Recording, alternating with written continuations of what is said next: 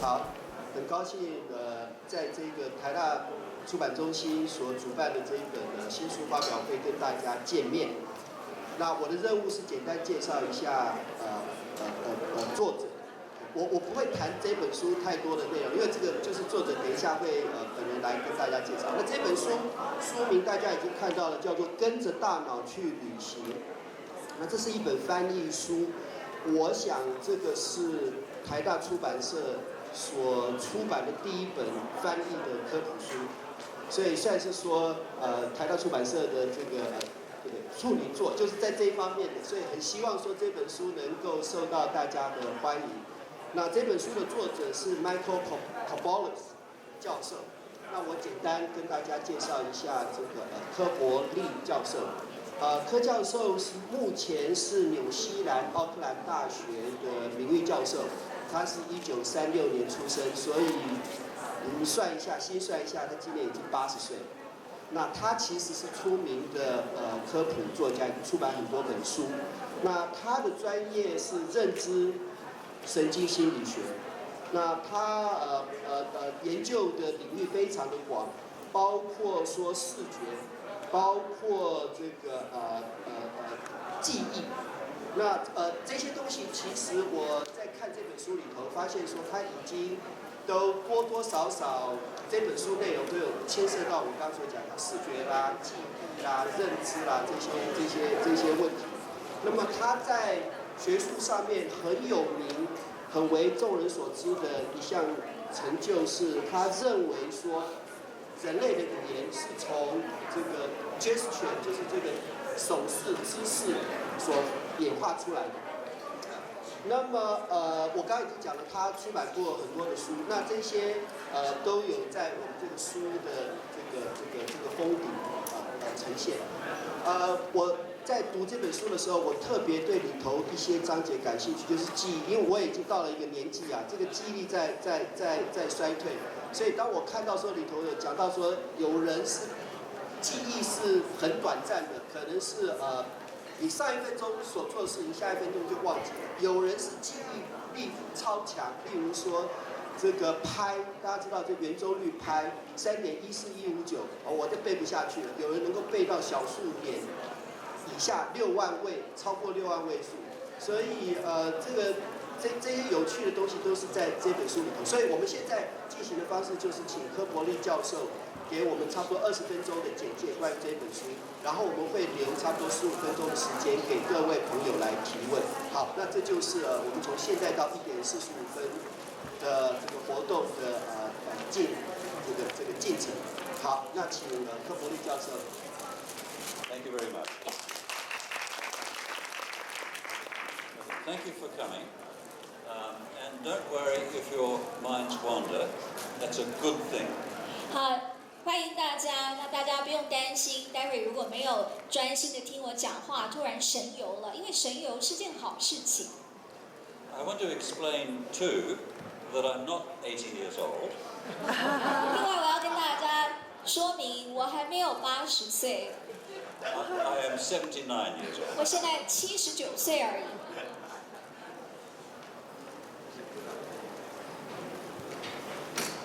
Now, first of all, I want to tell you about a survey that was done at Harvard University in the United States, and they telephoned about 2,000 or over 2,000 people at random times during the day, during their daylight hours. 好，首先要跟大家介绍一个在美国大学进行的实验。在这个实验当中呢，他们随机抽样2000多位的这一个 iPhone 使用者，而且找他们访谈的时间事实上是不一定的。And they simply asked them on the phone what they were doing right now. 而且他们询问这些 iPhone 使用者的问题，就是此时此刻你正在做什么？ And just under half of them, about 47% of them, were not doing what they were supposed to be doing. Their minds were wandering. 结果他们发现，几乎50%，大概47%的受访者，他们呢都没有专注在该做的工作上面，他们都在神游。So this means I probably already lost about half of you. 所以从这样的数据来看呢，你们一半都没有在听我在说什么，对不对？ They also asked these people how happy they were. 另外，他们也问了这一些受试者，你们现在正在做些什么？ So up here, you see the different things that people were doing when their minds were not wandering. So some of them were actually half asleep, some of them were working, some of them were working on their computers, some of them were eating, some of them were playing. And you'll see happiness along that dimension there. So the happy end is here, the unhappy end is there. And the happiest thing that they were doing was right there, which is making love. 好，那我们看到呢，上面呢是他们当时正在做的是什么样的事情？有一些人在休息，很多人53%在工作。然后往右边看，这些事情是让他们觉得非常愉快的；左边这些事情是比较没有特别的什么愉快的感觉。我们可以看到最愉快的事情呢，大概就是做爱这件事情。I hope you're understanding me. It also turned out that they were less happy, not so happy, when their minds were wandering than when they were occupied on the job. 另外呢，他们也发现，其实很多人在分心的时候是属于比较没有那么愉快的状态，跟专注于工作比起来。Now you probably can't read that, so I'll try to tell you what is there. Why are people less happy when their minds are wandering than when they're focused on a job? Well, I think partly when our minds are wandering, we're thinking over past events that we're ashamed of. We are ruminating on mistakes we may have made. So that's one reason why mind wandering is not always happy. 可能很多人在想，为什么分心神游的时候，我们是属于比较不愉快的？那主要的原因其实很简单，因为往往我们在分心、我们在神游的时候，我们都是在反省过去所做的一些事情。那反省过去，常常会想到自己做错的事情，所以这些都不是很愉快的。I think another reason why mind wandering sometimes makes us unhappy is that when we're children, we're told to pay attention. So we feel guilty if somehow we're not paying attention. The teacher tells us we're bad people if we don't pay attention. So that's another reason why mind wandering sometimes makes us unhappy. We feel guilty. 另外一个原因呢，就是我们大家都有这个经验，在念小学的时候，老师他一定会说专心注意听。所以专心注意听，你听久了以后，只要你自己在分心或是神游的时候，你就觉得你好像做错事情，会觉得有一种罪恶感。So if your mind is wandering right now, don't feel badly about it. Feel happy. 所以呢，我现在要让大家改变这样的一个习惯。如果你现在正分心神游的时候的话，我希望大家很愉快的去做这件事情，不要有罪恶感。Because mind wandering, I think, is also the source of creativity. One of the most famous mind wanderers of all was Albert Einstein. So when his mind wandered, he dreamed up all sorts of wonderful theories about the nature of the universe. 因为我要告诉大家，透过分心，透过神游，我们才会有非常好的创造力。其中一位名人，他是因为分心神游，才有绵绵不绝的这个创造力，就是爱因斯坦。大家应该知道，爱因斯坦像一个顽童一样的，他有很多不同的想法。So what mind wandering depends on memory, because we wander into places we've been in the past, and we can also wander into places in the future, imagining what they're like. And we can also wander into made-up places, fictional places. So mind wandering is the source of storytelling and fiction and television soaps. 所以我们看到分心神游呢，它事实上跟记忆息息相关。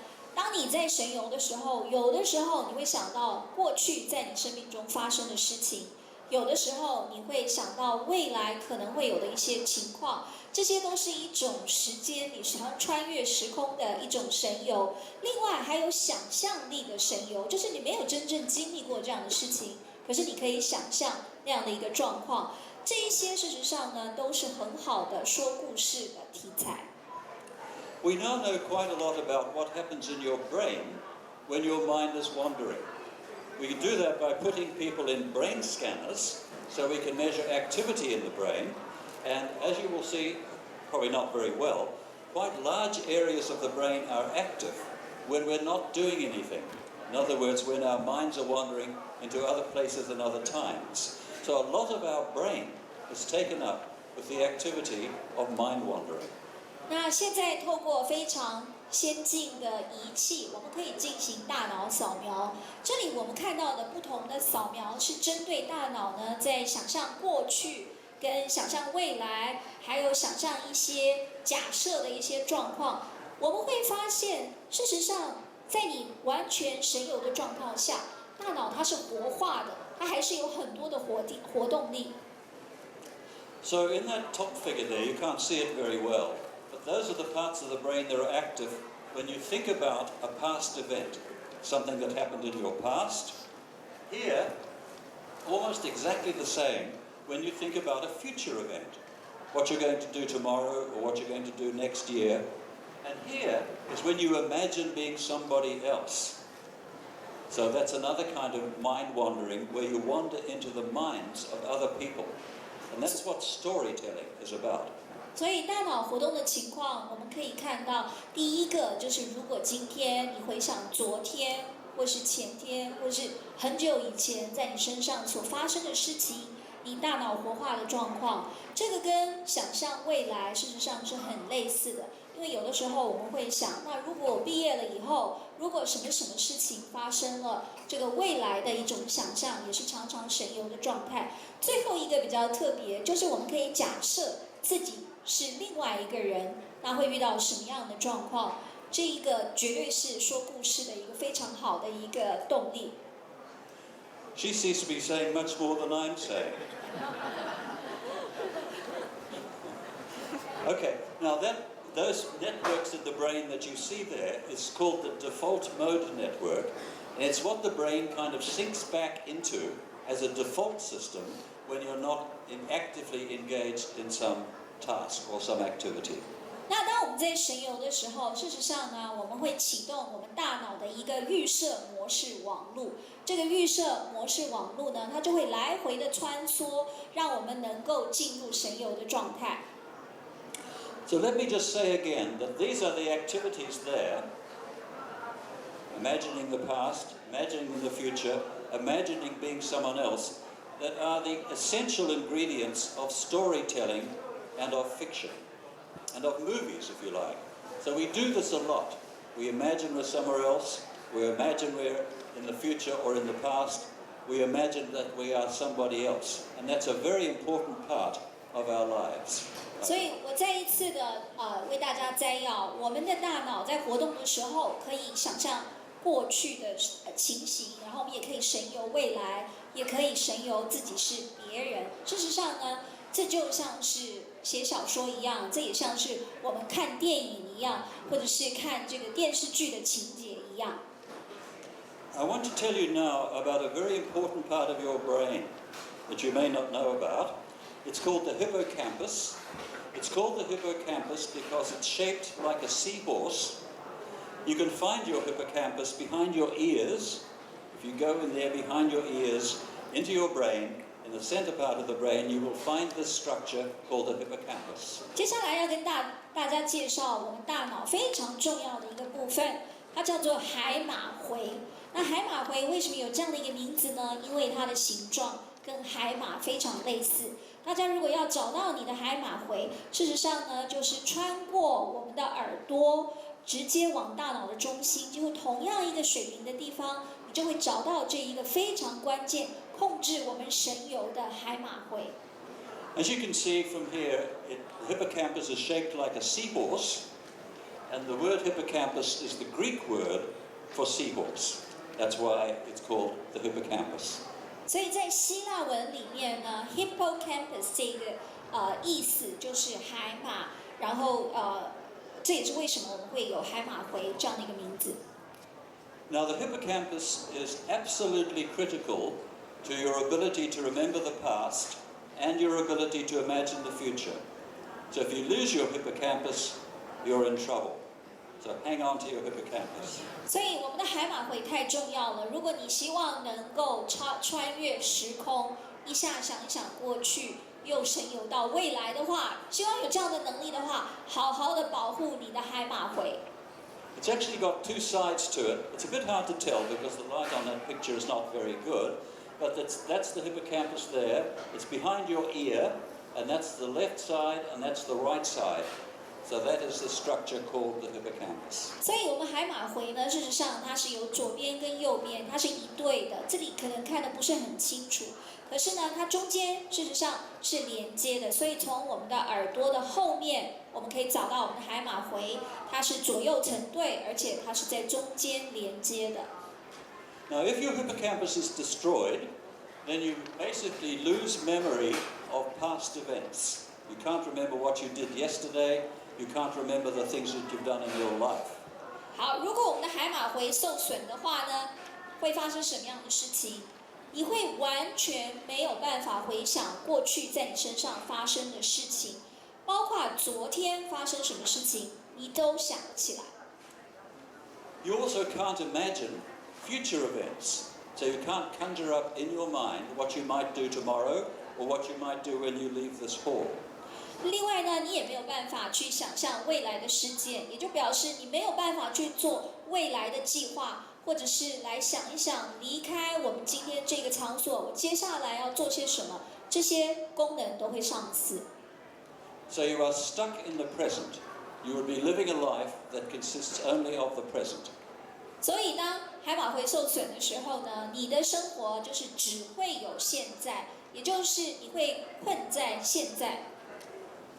Well, though people with destruction of the hippocampus can't remember the past or can't imagine the future, their basic skills are unaffected. That is, they can still talk, they still have language, so they still have what we call procedural memory. They have knowledge, but they don't have memory of their experiences.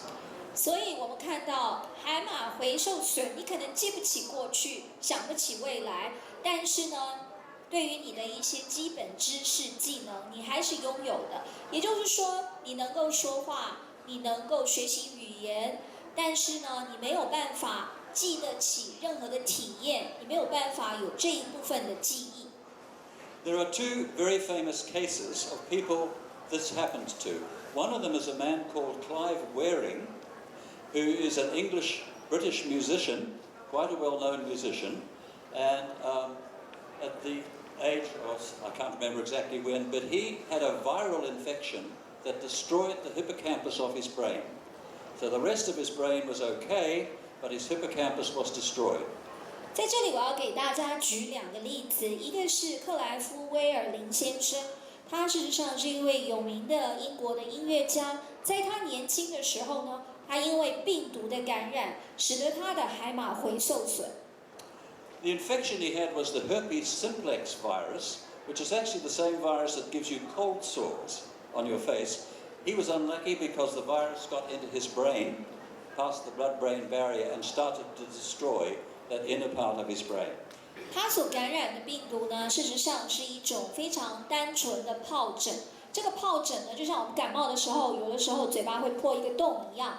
可是呢，很不幸的是，克莱夫威尔林他的这个疱疹呢，是感染到他的大脑，因此他的海马回受损。He lives in a 7-second window of time. So imagine that your whole life was one window of time of 7 seconds long. Everything more than 7 seconds ago is gone, and you can't think that far ahead of it either. So it's like living in the present. 所以克莱夫威尔林他后来呢，只能够活在只有7秒时间的世界。大家想一想，你能够记得的只有7秒前发生的事情，你能够预测的也只有7秒后的这个事情。这是为什么我们说他是真正的活在当下。He's a very good book written about Clive Wearing by his wife, whose name is Deborah Wearing. The book is called Forever Today. So it's like all of your life being today, all of your life being in the present. 那后来他们有一本就是描述他的生平的书，是他太太写的。他的这一本书呢叫做 Forever Today， 这个英文的名称非常有趣，就是他永恒的活在现在。I'll just read a short passage from her book that's written there. First of all, the British medical people did not know what was wrong with Clive, but eventually they found out. And here's what his wife had to say. By the time they had figured out what was wrong with Clive and started pumping the antiviral drugs into him, all he had left was seahorse-shaped scars where his memory used to be. 那在这里呢，我想要引用他太太所讲的一句话，因为这个就是针对他当时得到这个病毒，大家不知道这个病毒是什么，以致导致于他的大脑受损。他太太说，当他们终于弄清楚克莱夫他的问题在哪里，他们就开始为他注射抗病毒的这个药物。那时候呢，留存的他原本储存记忆的这一个海马回已经不见了，只剩下海马痕，痕是这个伤痕的痕。Another very famous case, these are the two most famous cases there are, I think, is a famous patient, neurological patient, who used to be called HM. He's probably the most famous neurological case in history. He died just a few years ago, and his real name was Henry Molaison. 那第二个例子呢，事实上他是一位患者，他是在神经科学上面非常有名的一位患者，很多人知道他的代号，他叫做 HM。他事实上几年前才过世。那 HM 呢，他真正的名字是 Henry Molaison。They operated on him in the 1960s, I think it was, for epilepsy, and they tried to remove the epileptic focus from his brain, and so they took a part of his brain out that included his hippocampus. 他因为饱受这个癫痫的这个困扰，而且他的癫痫是非常顽固的一种癫痫症，使得他在27岁的时候动了大脑的手术，想要解决这样的一个问题。当时呢，他们就把他的海马回给移除了。So he has lost what we call autobiographical memory. He can't remember anything that's happened to him. Neither can he imagine the future. When they asked him what he thought he would do tomorrow, he just said, whatever is beneficial. He had no idea what he would do tomorrow. 那他事实上呢，在接受了这个手术之后，他的个人记忆完全不见了。他们后来发现，除了很少数他小时候的片面的记忆，他变成留下了大量的空白。另外，他也没有办法想象未来。如果你问他一个问题说，那你明天要做什么呢？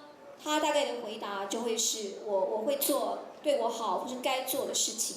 他没有办法很具体的去勾勒未来。Now let me say again that these people have normal language. They can still talk. They can even learn new skills. One of my colleagues managed to teach him mirror drawing, which is how to trace things that you only see in a mirror. 我再次强调，这一类的患者，他们事实上还是有很多的能力，譬如说语言能力，他们可以说话，他们可以学习。我的一个同事呢，事实上就教了 HM 怎么样做镜子里面的素描，也就是说，你看的镜子怎么样来勾勒一幅画。So they're very interesting patients to test because they can talk to you, you can have a conversation with them. They can't remember what they said a few seconds ago, but they can still talk in sentences and understand what you say, but then they're still doing that in a 7-second window of time. 所以他们就变成非常重要的这个研究对象，因为他们可以说话，可以表达，可是你一旦问他们有什么样的回忆，他们只能够告诉你7秒前或者7秒后的这个回忆。Now your hippocampus not only records what you did in time, but it records space, or the places you're in. So right now, your hippocampus is telling you where you are. You probably know where you are in relation to the city of Taipei. That's because you have a functioning hippocampus. It knows where you are. 另外，我们海马回还有一个非常重要的功能，除了刚刚我们提到时间跟回忆的部分，它还帮助我们大脑记录空间概念。如果你现在知道你是在台北市的世贸一馆的展览楼哪一个位置，这些事实上都是你的海马回在帮你做定位。That's why the hippocampus is sometimes called a cognitive map. I like to think of it as a GPS system in your brain that's telling you where you are. And you can also use it to imagine being somewhere else. Your hippocampus, if you like, can tell you right now what it feels like to be in your own house. 所以呢，很多人说我们的海马回可以叫做认知地图，它也可以说是我们人类的 GPS， 我们的导航器。另外，它不只是可以针对你现在的位置来做记忆，它也可以做假想。譬如说，你现在虽然人在这里，可是你可以想象在家里的空间。This work, you'll be surprised to know, was first done on rats. So even rats know where they are. 事实上呢，我们针对海马回，我们做过很多的实验。第一个实验对象呢，就是大的老鼠。那大的老鼠，大家不晓得知不知道，它们都有位置这个记录或者记录空间的能力。I just want to tell you that that book was written in 1978 by two people who were graduate students at the same time as I was, and one of them, John O'Keefe, last year won the Nobel Prize for this work. 那这一个著作就是《海马回认知地图》，是在1978年撰写的。然后它有2位作者，这2位作者呢，事实上是我在念研究所的同学。那其中的一位作者 John O'Keefe， 在去年呢，他事实上得到了诺贝尔奖。So even rats can travel mentally in time. So we now know that if you record from the hippocampus of the rat, you can record activity that tells the rat where it is. But it also can tell the rat where it has been, and sometimes it tells the rat where it's going to go. So these little ripples of activity in the hippocampus can tell you that the rat is traveling mentally in time, just as people do. 所以现在呢，透过我们的实验，我们发现连大的老鼠，它都能够经历这个时空旅行。也就是说，老鼠呢，它可以去记忆它过去在哪里，它也可以想象它未来要去什么地方。当它去回忆它的这个空间的这个联想的时候，它的这一个海马回会发出一些像是链波这样的一个东西，帮助它来记忆。I've only got 5 minutes left, so I'm going to skip a few slides. They are actually slides indicating what happens when you record it from the rat brain and what the rat brain is telling you about where it is. So I will skip the next few slides. 因为我只剩下5分钟的时间，所以呢，我就跳过这些针对大的老鼠我们所做的各种实验以及结果。Now I want to tell you about London taxi drivers. 现在我来谈一下伦敦的计程车司机。Good, that was almost as fast as me. Now, London taxi drivers, ever since 1865, have to be able to travel from one point of London to another without looking at a map, without consulting a GPS system, or without phoning their headquarters. 从1865年开始，我们就可以看到伦敦的计程车司机，他们非常的厉害。他们呢，不管你告诉他们你要去哪里，他们都可以很清楚的知道怎么样从一个点到另外一个点，一个目的地到另外一个目的地，完全不会去看地图。当时1865也没有 GPS， 他们也不可能打手机来问别人，完全都是在大脑里面有一个地图。So brain imaging tells us that these taxi drivers have enlarged hippocampuses. 后来我们做大脑扫描之后，发现伦敦的这一群计程车司机呢，他们的海马回特别的大。So if you were listening to me when you walk out of this room, your hippocampus will be slightly bigger. 所以呢，大家如果专心的听我刚刚说了什么呢？待会离开的时候，你会发现你的海马回稍微变大了一点。I think perhaps I should stop there so as not to overload your hippocampuses. And if there are any questions you might like to ask me. I haven't told you everything because I'm hoping you might read the book. 好，那我想我就在这里先停下来，因为怕大家的这一个海马回超载。不过主要卖个关子的原因是希望大家能够把跟着大脑去旅行自己买回来好好看一看。谢谢大家。好，我们现在有差不多15分钟的时间。可以跟这个作者请教。好，不过我因为是主持人，我就用我主持人的这个特权，我先问2个问题。那等一下大家提问的时候可以用中文问，因为你用中文问其他的朋友，可以知道你在问什么。然后我们有翻译杜小姐，她会翻译你的问题。所以我的第一个问题就是是不是像这个 Clive Wery 先生就没有办法看电影、欣赏电影的？The first question, for somebody like Clive Wery, is it impossible for him to enjoy film? Absolutely. So you can't enjoy the north. This is Clive Wery is unable to enjoy things like films or reading novels or even a proper conversation because everything is gone within a few seconds. 没错，对于 Clive Wery 来说呢，他不只是不能够看电影，他连小说都没有办法看，甚至于一般的对话他都没有办法去 enjoy。原因是因为7秒后他就已经全部忘掉。好，那因为刚才问到7秒，所以我紧接着一个问题是，这个7秒钟只是一个比喻的说法，还是说它有一些客观的意义？ Then I want to ask a follow-up question. When you say 7 seconds, is it exactly 7 seconds, or is that just an analogy for how short his memory was? It's probably not exact at all. I think it was dreamed up by the BBC when they made a television documentary about him. It's about 7 seconds, but it's obviously not exact. 我想这只是一个比方，因为当时 BBC 他们要拍他的一个纪录片，他们希望能够有一个很好的标题。所以他们就用了7 seconds， 可是是不是完全7秒？我觉得大概不是完全是7秒。好了，那现在就请这个有问题的朋友可以提问，我们有麦克风可以给吗？没有 ，OK， 好，那是不是可以到台前来？因为你的问题可以让大家也听得到。抱歉，站上。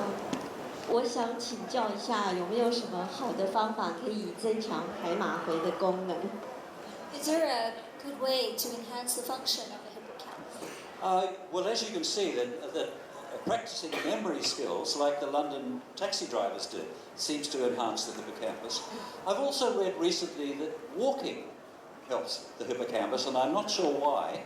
People who do a lot of walking, it may be partly because walking takes you to different places. And the hippocampus also records places.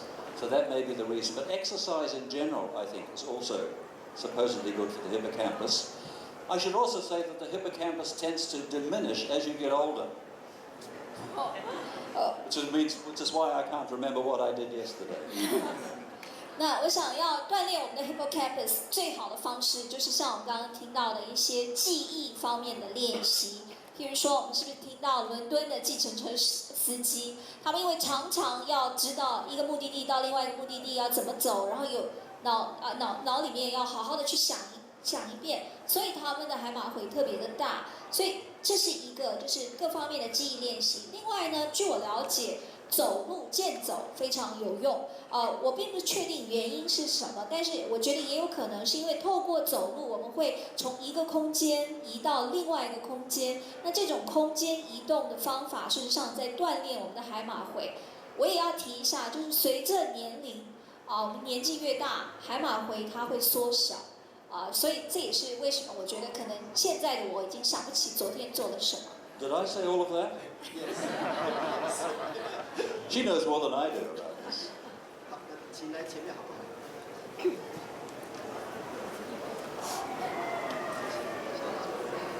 机会难得，先要新年快乐一下。Happy New Year！ 这个 Happy New Year to you to all. Chinese New Year, isn't it? 我们这个似曾相识，是不是一种神游？Is déjà vu a kind of wandering? Yes, I think it is. It's a rather special kind. Dreams are another obvious example of mind wandering. And I should have perhaps said that there's a big random element to mind wandering. You often do not know where your mind is going to wander to. And the best example of that is dreaming. Déjà vu, I think, is also an example.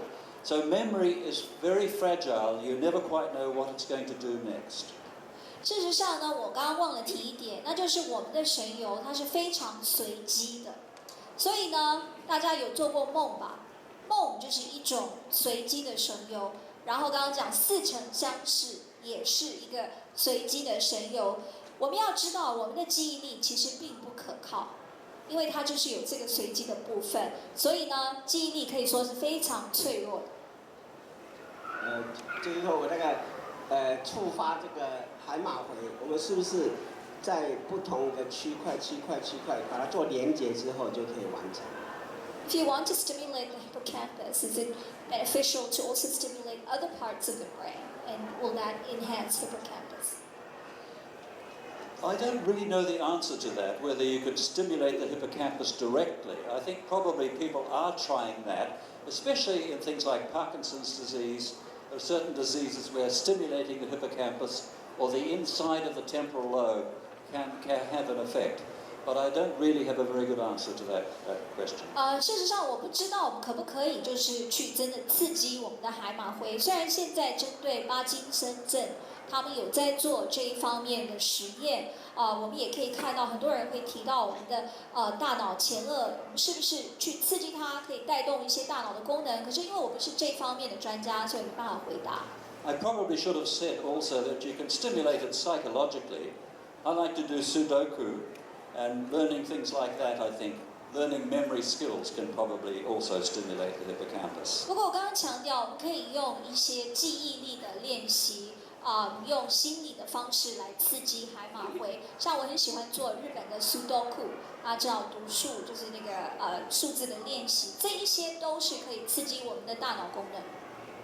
好，下一个问题是后头那位小姐，对，这位可以到前面来。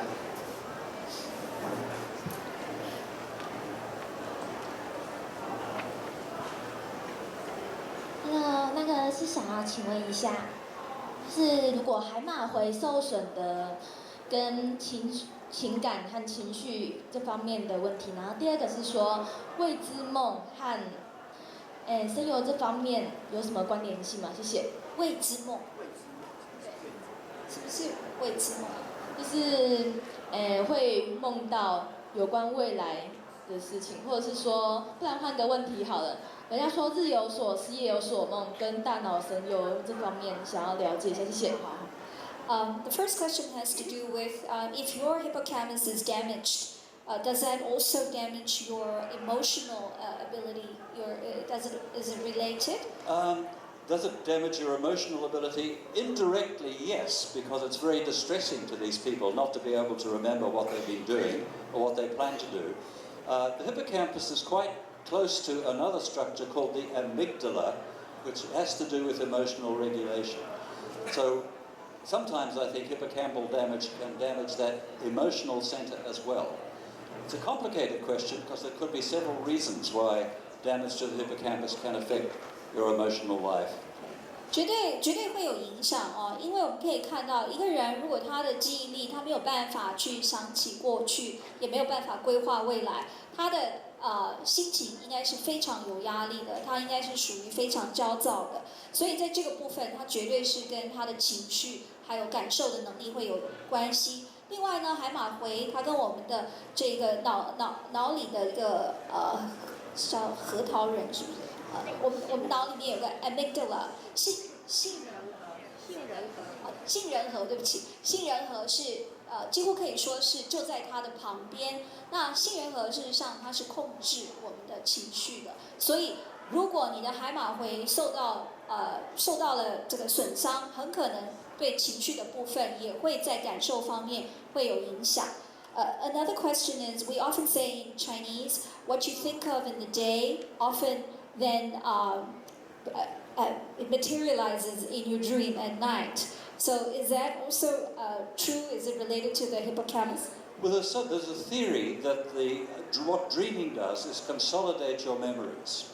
So one of the things that happens when you dream is it takes your events during the day and consolidates them into memory. But that's a theory, really. It's not very well supported, but there's probably some truth to it. Quite often our dreams are too random to be linked to what you did during the day. But sometimes, of course, events during the day do show up in your dreams, and it may be part of the consolidation process. 有一些人会说，的确日有所思，夜有所梦，也就是说，其实做梦这件事情，它是帮我们巩固记忆的。帮你形成记忆。这也是为什么你有的时候会因为白天发生的事情，晚上就会想到做梦梦到。可是这只是一个理论，因为我们大家都有经验，就是你的梦非常非常的随机，完全没有什么关联，跟你当天发生的事情没有关联。所以我们可以知道，就是我们的大脑事实上非常的复杂。那这一个日有所思夜有所梦，只是一个小小的部分。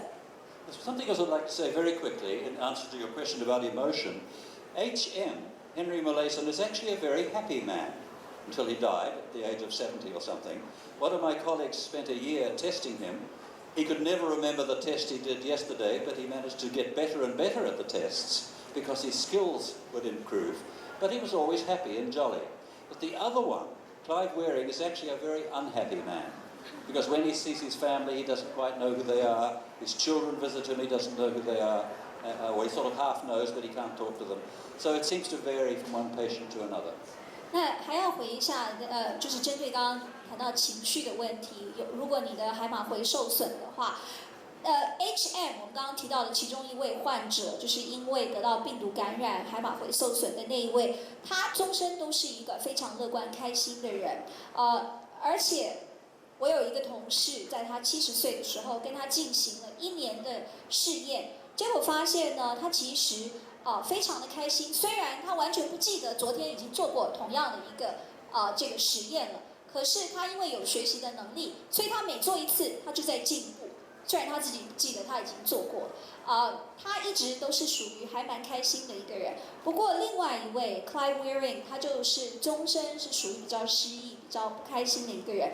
原因是因为他记不起家人，每一次看到他们，他都要重新的认识他们，这都他的孩子他也不认得，所以他处于非常焦虑的状况。所以我觉得还是因人而异。好，我们因为这位先举手，好吧，后头这个也请来前面。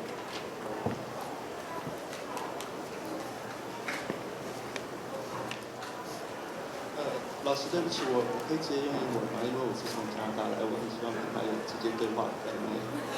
那我可以再请翻译老师吗？当然可以。Hi, Mr. Corballis. I'm from Canada, Vancouver. I'll ask 2 questions quickly. I have heard that hypnosis is a form of conscious sleeping. Hypnosis. Sorry. And what does that have to do with hippocampus?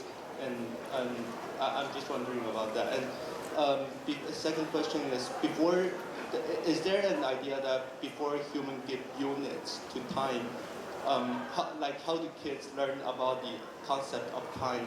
And there must be a time that the human gave a unit to it. And how does that affect with our growth? It's kind of complicated, I know. Sorry. 这里有2个问题。第一个问题是针对催眠。我们常常听到人家说，催眠它事实上是一种有觉的睡眠，就是有意识的睡眠。那请问催眠跟这一个神游有什么样的关系？第2个问题呢，是针对在我们还没有时间这个单位之前，孩子就是时间这样的一个概念。它是怎么由来？这个问题是比较复杂，然后它跟我们的回忆、跟我们的记忆又有什么样的关联 Those are very good and deep questions, I think. I don't know anything about hypnosis and the hippocampus. I'm not sure that anybody's really studied it. But I imagine to put people into a hypnotic state in the absence of the hippocampus will be difficult because they can't sort of transport themselves as a hypnosis might require them to do. But I'm only guessing that. As for time, I think it's mental time travel, traveling into the past, traveling into the future, traveling to other places, probably emerges in the child about the age of 3 or 4, and is probably at least partly responsible for the sense of time, our understanding of what time is like. But I imagine through the course of history, understanding of time has become much more sophisticated, because we started to measure time, we started to find ways in which to put time labels on different periods of time, and of course now physicists talk about time going backwards or forwards or faster or slower. So the question of time is very much wrapped up in our evolutionary history as well as our developmental trajectory, And that's a very complicated question. 好，那我先回答一下这个催眠的这个问题。事实上，我自己并不是对催眠非常的了解，但是呢，我觉得今天如果你的海马回受损的话，我猜催眠就会变得非常的困难，因为我们在催眠的过程当中，我们会要求对方回想某一个事情。那如果你只有7秒，或者你对于过去已经没有记忆了，我觉得要把这个对象催眠可能是比较困难，但是这是我的猜测。我不是这方面的专家。那第二个问题啊，我觉得其实每一个人本身就有这一种时空旅游的穿越时空的能力。一个3、4岁的小孩，他就可以想象自己是超人，然后又回到过去。这一种时间的认知的这个能力是3、4岁事实上就会有的。所以我觉得对时间的感觉很早就会有。但是我们知道，随着历史的演变，时间这个单位现在变得越来越复杂。譬如说，我们开始可以用表，用各种方式来衡量时间。我们也会给它贴上很多的标签，譬如说这个是什么时期，这个是历史上的什么时期。还有，如果你问物理学家，他们甚至会告诉你，现在的时间越来越快，或者越来越慢，或者我们倒走，就是真的时间这个观念，它有很多很多的面向。所以我觉得这个问题真的非常复杂。我刚刚已经看到好几位朋友还举手，可是很遗憾的，我们的时间已经到了，而且这个场地它这个有很严格的时间的限制，所以我只能说，我们今天这个新书的介绍会到此为止。用掌声再谢谢这个 Corballis 教授。好，谢谢大家。Thank you for coming, and look after your hippocampuses.